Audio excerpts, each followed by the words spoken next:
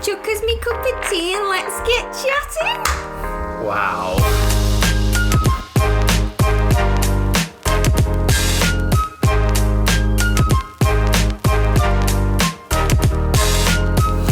Cuppa. I've got my coffee. Chink chink. Okay. Hi, I'm Mickey. And I'm Brett.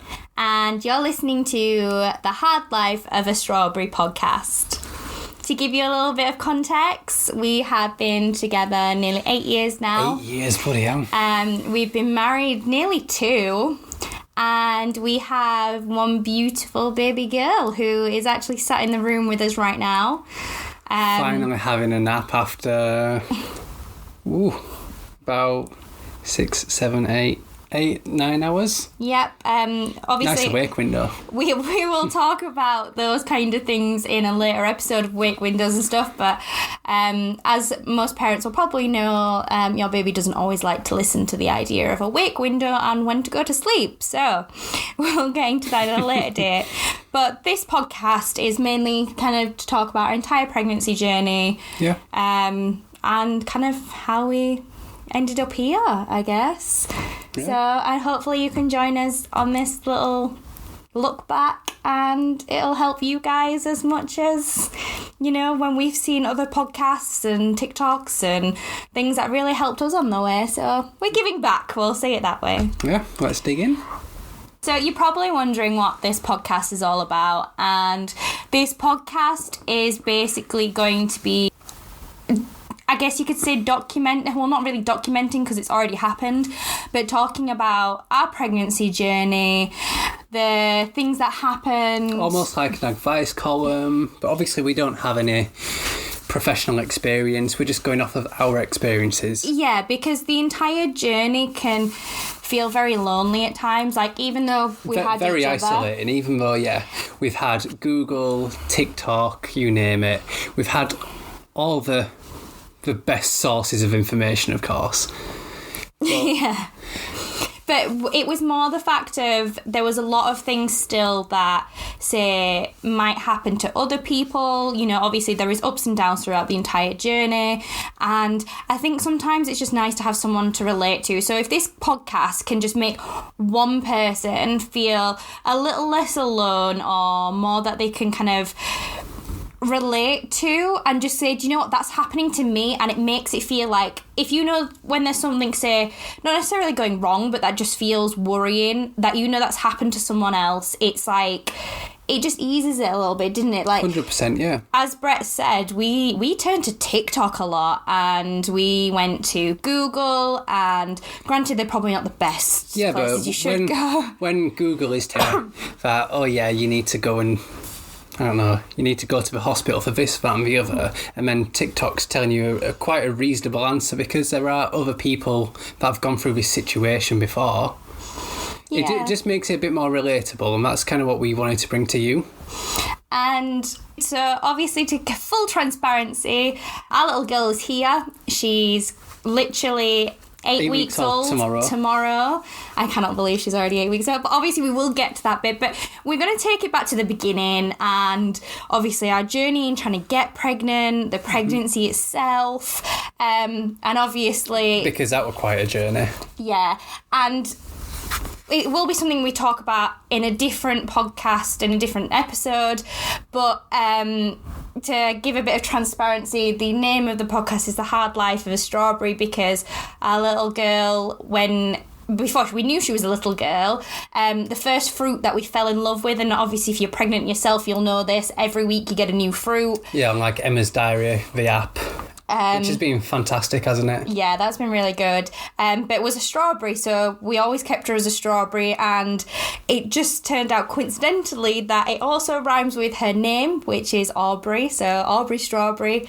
So if you ever hear us say the podcast name wrong, it's probably because we'll tell you it's the Hard Life of an Aubrey Straub. Or if we're talking about Aubrey and we happen to say Orb, so that's because we also call it Orb Straubs. Yeah, but you'll find out. You'll find out more about her journey, and obviously you'll probably hear things about her now as well, but we will try and make sure everything's as much as in order as possible. Yeah. So we should really go back to the beginning, I guess. I guess starting to get pregnant. I guess you could even say it was a little bit further before then. Was the whole... I think it might have been, a good 2 years ago now that... Maybe even 3 years ago, we felt like we've kind of been ready. Yeah, we were kind of out on a dog walk and the conversation came up and we both kind of agreed that we were ready, but we weren't financially ready, were we? 100%. I don't think we were both in the kind of jobs that we wanted. We weren't financially ready. We didn't even have a bedroom ready for her. Yeah, we liked the idea, but obviously fast forward a year later, we got married down in the lakes. And up in the lakes, darling. Sorry. Every time, for anyone wondering, we're in Yorkshire. So the lakes are up for us, but you always say down in the lakes. It just sounds better if you ask me. But after our wedding, we went to Greece for our honeymoon, didn't we? Or it was supposed to be a mini moon, but obviously... It's turned out to be our honeymoon because we've a little one now. I don't think we're going to be... Yeah, I don't think that'll be happening anytime soon. No. But yeah, we were in Greece and obviously we'd already had the conversation about babies and stuff. We were in a better financial position, weren't we? I think we were just happier as well, knowing that we could now, as you say, financially support her. We were in a better mental state. We both had jobs, so we felt like we were completely happy. Yeah, and we were just kind of in that stage of life. We've got 3 dogs. 3 dogs, that's mad. Yeah, a little bit. Yeah, 1 small, medium and large, but that's another story completely. But as I say, we were in Greece and I think at that point I'd kind of decided a little bit more than Brett that we were ready because I was trying to convince him. In a swimming pool. I think I must have spent a few days just trying to convince him how amazing would it be and just think of a mini us running around and you'd be able to teach them things, you'd be able to take them horse riding and all these kind of things. And he said to me, I'll give you a deal, wait 3 months and then we can kind of start the process, so to speak. Mm-hmm. And yeah, I guess, that happened. And then we came back, obviously, from Greece, and I was like, right, he's on board, he's mindset with me. I was like, in 3 months we'll start trying. To be fair, we said 3 months because we have a lot of nieces and nephews whose birthdays are in September. Yeah, so... Well, including mine. Yeah, yours so is September, October, November and December, obviously with Christmas. So we started aiming for, was it August before September? Yeah. So that's where the 3 months sort of plan came from. Yeah, but unfortunately, when we came back from Greece, there was a death in the family, which obviously that kind of mentally set us back. I was going to say, especially me. Mm-hmm. So obviously, again, it wasn't really what we were focusing on. And I think it was, say, more end of October, November time that we then said, let's try. Yeah, we kind of needed that time after the wedding, after... everything, really. Yeah. We needed that time to kind of let everything settle in. And then, as awful as it sounds, start trying. Start the process. Well, no, so obviously that was when I then came off of the pill, things like that. You came off, what was it, end of September, was it? End of October time. But I think this is where we were very naive, and I'm sure there is a lot of other people that will probably be the same. Probably in the same boat, yes. Is that we expected to get pregnant. Instantly. Quickly, yeah. Within the first month, sort of thing. Great for people, we've just finished watching Bridgerton, haven't we? It doesn't work like that. Yeah, no, but in Bridgerton, they're always saying, oh yes, so they consummate their wedding night and then within a fortnight they're going to be with baby. I don't think we can really compare lives with Bridgerton. No, we can't go off that. But at the same time... But I think everyone's under that illusion, isn't it? I was certainly under that illusion that as soon as you came off your pill and we were trying properly, that we were going to have a baby instantly. Yeah, and I must say, it was one of those things. At the end of the first month, we'll take a test. And it's going to say positive. Oh, obviously it didn't. It was negative. And, you know, I was itching to, like any, you know, woman, you'll probably know the feeling, is you're just so itching to try and I need to do that test now. And you kept saying, don't do it too early. And that first negative was like, okay, you know, try again, sort of thing. We'll just keep going. And for a few months, actually, like, we kept getting those negatives, and I think each time we got them, it was more and more disheartening. Yeah, it was very disheartening to say that. As I say, we thought that it was just going to be so easy. Yeah, we did. And to be fair, I think it was after the sort of, we got to end of January, February time, and yeah, it was really sad each time, because I know I personally did, but yeah, we kind of thought there was something wrong. Yeah, am I doing something wrong? Like, is there something wrong with me? Is there something wrong with you? Yeah, but you can't do that. You can't just be that hard on yourself. I think it's easier said than done, though, because when you're in the moment, that's kind of what you do. Like, as I say, every time I tested, and as silly as it sounds, Brett used to turn around to me and be like, well, don't waste the test. We know it's already said negative. And the next day, I'd almost, like, go sneak another test, because I don't know, I just wanted to know, like, I wanted the test, the first one, to be wrong, that kind of thing. And as I said, we got really disheartened, so we really started to look into it and doing our research. And for anyone, even just as tempting to start off, I think it's actually a really good place to start. Like, Brett actually introduced me to Fabinel YouTubers, and they had a really tough time with infertility. They had 2 years worth of infertility, and they actually did an episode about their fertility progress. Yeah, process. But the main episode that was handy was the because they just vitamins. They just posted out a video saying they're pregnant with twins, which is fantastic. And then I think it was actually maybe a couple of months after I introduced you to them.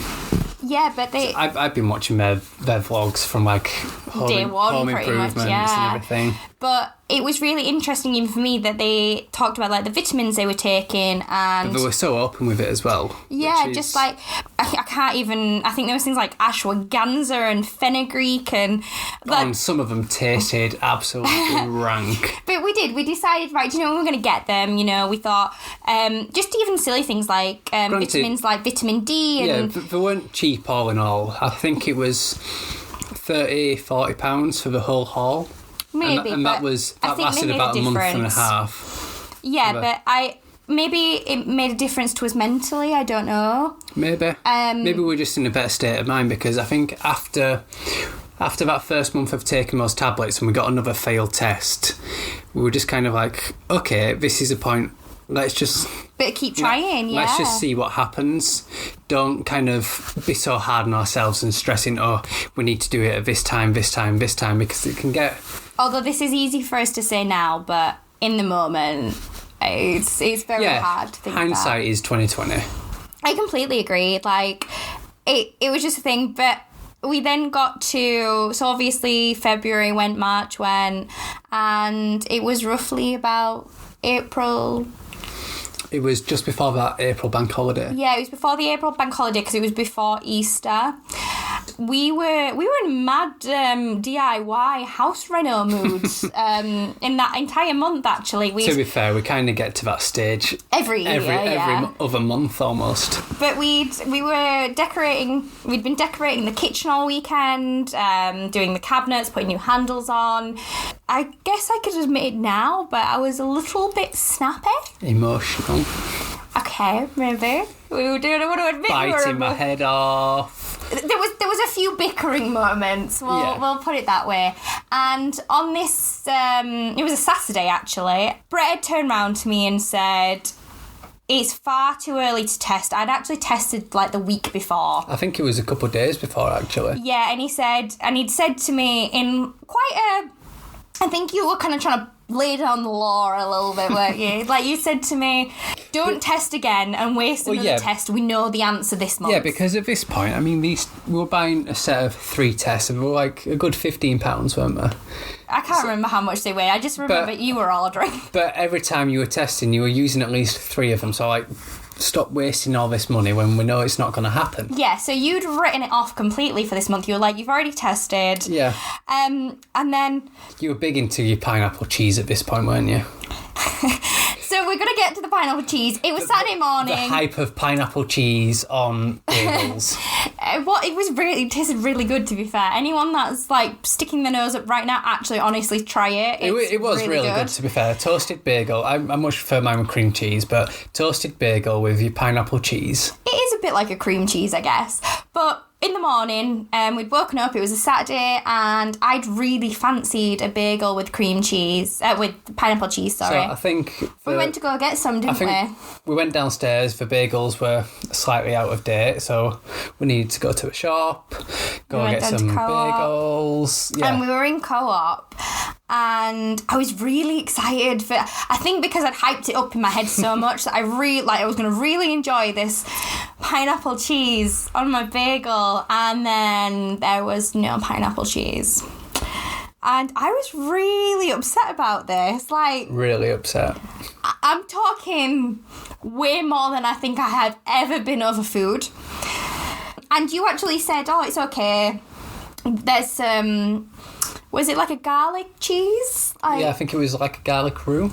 Yeah, like a garlic roux sort of thing. He said, oh, I'll have this instead. So we bought that and we came home and we pulled up in the driveway and I actually started crying. You just had a bit of a meltdown, didn't you? I had a meltdown and I was sat there thinking, I'm having a meltdown over cheese right now, and I thought nothing of it. Well, I lie, I did. I was like, why am I so upset about cream cheese? To be fair, at this point I think I'd run to the tip. Yeah, so we kind of got in, you'd gone to the tip, and then on the way back from the tip you went to about 3 shops, didn't you? Where we have, there's maybe, I'm not even exaggerating, there's probably a good 10 co-ops around where we live. You know, like the little small co-ops. To be fair, from here to the tip, yeah, there is quite a few. So I think I must have stopped at every single one of them and I couldn't find it anywhere. You couldn't find cream cheese, which is really cute that he was trying to find me some cream cheese. But kind of this is where the story gets a little bit deeper. So obviously I'd had this absolute meltdown about pineapple cheese and Brett was out at the tip and I was staring at the tests and I knew if I told Brett I was going to take one, he would have told me not to. He would have said... You make me sound like a tyrant. No, but you would have said you only tested like 2 days ago, don't do it. So my plan was I was going to test and then if it was negative, I was going to hide the test. It was in my mind, that was my plan. I took the test and obviously I'm waiting the classic 3 minutes and I'd put it down like on the bath side. I went into the bedroom. Came back after the 3-minute timer went off and I looked at it and it said positive. As funny as it sounds, even though we were trying, it still didn't seem real. I was in absolute shock. I almost started crying then. And I kind of had a laugh to myself because I was like, okay, this makes so much sense about the pineapple cheese, which something, may I point out, is not like my favourite thing in the world. No. Like, there's a lot of other things I'd prefer. It was just a craving that morning. It was just a craving, and because they didn't have it, and I just felt very emotional. At this point, I kind of felt a little bit guilty because I was like, I've taken this test and it says positive, and Brett's not here. And I was sat on the bed and I was like, shit, what do I do? Like, how do I tell him? And I know there's loads of different ways to tell someone. Like, I was even looking on Etsy when they had like those you're gonna be a daddy like baby grow tops. You wouldn't have been able to hold out that long. But I was like, I couldn't. I wanted to tell you, like, you'd rang me to say you were on the way back, and I was just like, I wanted to tell him there and then. So I was like, right, now what? So he came back and I actually put the pregnancy test in a bag and we decided we were going to go for a walk. Like on the moorlands up on the moorlands. It's a beautiful view. I just thought, oh, do you know what? Yeah, fantastic. It's a nice day. First nice day of the year. Yeah, it was a really nice day, actually. And I'd obviously had my bag, and I'd put the pregnancy test in the bag. And Don't forget about the wagon wheels. I did. I put the wagon wheels in the with bag. wagon wheels, because I got back home after this tip run. I'm like, can I have my wagon wheel now, please? Because there are only 2 left. The jammy wagon wheels. Can I have my wagon wheel? And they're like, no, we're saving them for our walk. So started going to the walk. I did, and I'm like, can I have my wagon wheel now, please? No, so to kind of like envision what we did, this walk's really nice. It's a really simple one, so it wasn't a long one, but you kind of walk straight over the moorlands, and then you kind of get to the end, don't you? And it looks across like the valley. Yeah, it's like a big drop off, isn't it? Yeah, and it's absolutely beautiful, like, just to kind of like be out there. So we kind of walked all the way out to the edge. I don't think I was acting weird. Like, do you think No, I did? I think you kept it kind of cool. Yeah. I covered it quite well, even though in my head I was absolutely freaking, because I know we'd both decided we were ready, but I was still trying to process it that I'd just seen it positive too. And then I was like, what if Brett doesn't, like, what if he's not excited? Like, what if he said he wanted this, but what if he actually doesn't? You know, I think you go through all those kind of moments. Well, we got to the end, didn't we? We decided to have a sit down. Yeah, decided to have a little picnic. I think we had a couple of salt and vinegar crisps and... As you can tell, all so far on this podcast, like, snacks. We like snacks. And then Brett asked for a wagon wheel, and obviously they were in my bag. So instead of grabbing a wagon wheel, I handed him to the pregnancy test box. Like, why are you passing me this?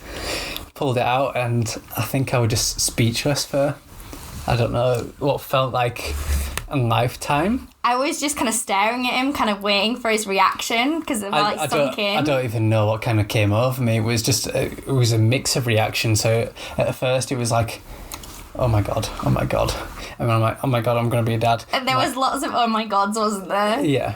I was just so overwhelmed with it.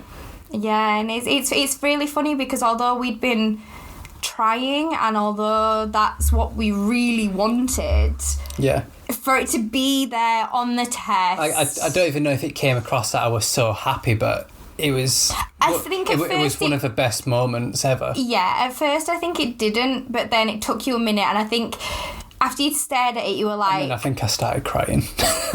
A little bit. There was tears and smiles. Like, it was...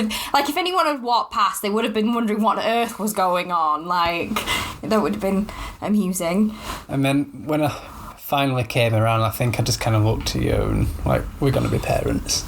Yeah, and to be fair, I think even then, it was quite a magical moment, but we weren't prepared for what was going to happen. Yeah, it was a bit... You know, obviously we'll dive into each bit, and, you know, as we go through these series, you know, on the next one we're going to talk about kind of like, you find out you're pregnant, then what? Like, what happens next? Mm-hmm. Like, it's not something you learn in school, and it's not something that there's really someone there to guide you or to help. And we found, like, looking at online and stuff like that, there's guidance, but there's so much stuff that kind of contradicts itself, and it's just so difficult to navigate. And everyone, there's so much advice on, you can do this but don't do this, do this but don't do this. And I think I could be wrong. Maybe it was just kind of time. Maybe it just so happened, because I know people really kind of look into, like, when they're ovulating and all these different things, and those things do help get pregnant. But maybe it was a mind over matter thing. But I really do think those vitamins kind of like... I think we did, and also the fact of we just kind of let things happen. Yeah, like, sounds like the most cheesiest cliche information, but when you're not trying, it'll happen. I think because we put so much pressure on it at first, it should happen. I think that pressure was also stressing us out, and in return stressing our bodies out.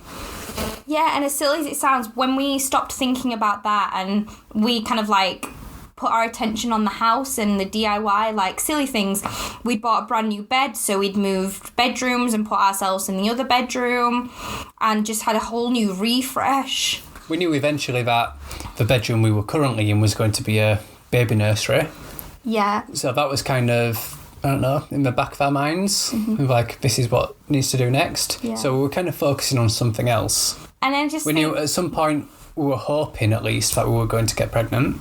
Yeah, and to be fair, even before, like, pregnancy itself is a journey, but I think sometimes the journey before getting pregnant is often forgotten. Mm-hmm. Do you not think? Granted, some people get pregnant straight away, others struggle, and I'd say it's still part of the pregnancy journey, though. yeah, it's part of the whole story, isn't it, really? But if you are ever attempting to get pregnant and you find yourself incredibly emotional about something you would never normally get emotional about, take the test. Maybe do a test, yeah. Even if your partner tells you to stop taking extra tests because you've taken a gazillion, take the test. That's definitely... Yeah, don't listen to the man. Well, dude, yeah. Okay, yeah, I guess you can. But a little bit, maybe a teeny weeny bit. But trust your instincts. Yeah, I think more than anything, that's going to be our main message. Always trust your gut, trust your instincts and what you're thinking, and it'll happen. It happens. I'm a big believer that things happen for a reason. Mm-hmm. Like 100%. Us not getting pregnant straight away, there was like a reason for that. As I say, there was a death in the family. There was all sorts that kind of went on, and what happened.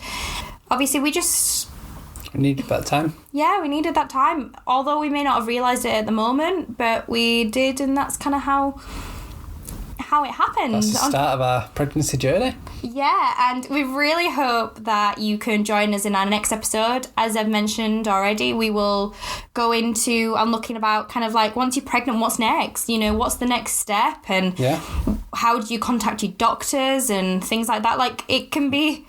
It was daunting for us, like I must say. Yeah, because in that first couple of months, you don't really want to start telling people. Some people will, of course, but yeah, a lot of people say that those first couple of months are the sort of tricky stage where things could potentially go wrong. Obviously, you hope it don't, but... Yeah, but we definitely hope you can join us on this journey.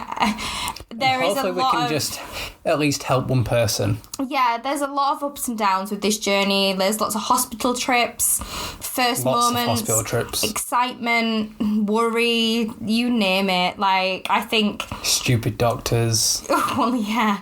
Well, we'll definitely get into that one in a different one. But...